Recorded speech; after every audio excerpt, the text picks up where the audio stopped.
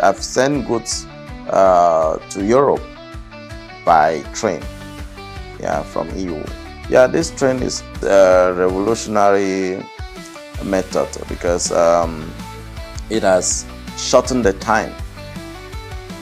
Meanwhile, by sea, it takes more time, and the processing time by train is easy to do the custom clearance than when goods go by train.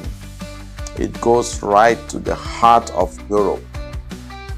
I think it's like the hub where it's easily dispatched.